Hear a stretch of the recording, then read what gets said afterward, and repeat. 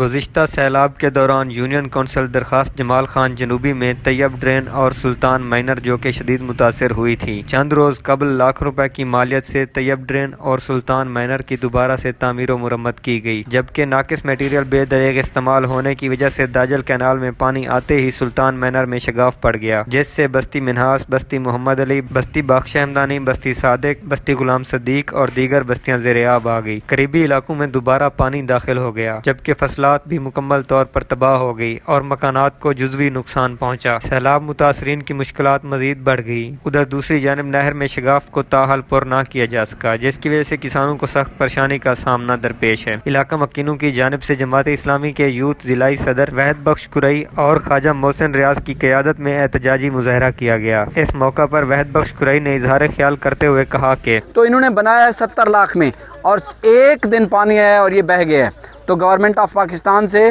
اور government of Punjab سے ہم مطالبہ کرتے ہیں، اہل علاقہ مطالبہ کرتے ہیں کہ فی الفور اس کا جو طیب ڈرین کا ہے جو کٹ، اس کو بنایا جائے، مرمتی کی جائے اور یہ جو سلطان ڈسٹرکٹ کا پانی ہے اس کو چالو کیا جائے۔ دوسری جانب وفد نے وحد بخش قرئی اور خواجہ محسن ریاض کی قیادت میں چیف انجینئر محکمہ انہار سے ملاقات کی اور تمام تر صورتحال سے آگاہ کیا، ساتھ ہی شگاف کو پر کرنے کی درخواست بھی دی، جس پر چیف انجینئر انہار نے انہیں بتایا کہ محکمہ کے پاس کوئی فنڈ نہیں ہے اور ٹھیکیداروں سے بھی ایڈوانس کام کروا چکے ہیں۔ طیب ڈرین اور سلطان مینر کی مرمتی میں ناقص میٹیریل کے بے دریغ استعمال ہونے پر ٹھیکیداروں کے خلاف قانونی کارروائی کی جائے گی۔ سینکڑوں متاثرین کی جانب سے طیب ڈرین پر احتجاجی مظاہرہ کرتے ہوئے محکمہ انہار کے افسران کے خلاف شدید نعرے بازی کی گئی، جبکہ ٹھیکیدار کے خلاف قانونی کارروائی کرنے کا بھی مطالبہ کیا گیا۔ متاثرین کا کہنا تھا کہ قریبی بستیوں میں ہونے والے نقصانات کا بھی ازالہ کیا جائے۔ مظاہرین کا مزید کہنا تھا کہ اگر قانونی کارروائی عمل میں نہ لائی گئی تو 28 نومبر کو ہزاروں افراد پر مشتمل ٹریکٹر ٹرالیوں کی صورت میں قافلہ کمشنر آفس ڈیرہ غازی خان کا گھیراؤ کرے گا اور کمشنر آفس ڈیرہ غازی خان کے گیٹ پر احتجاجی دھرنا دے گا۔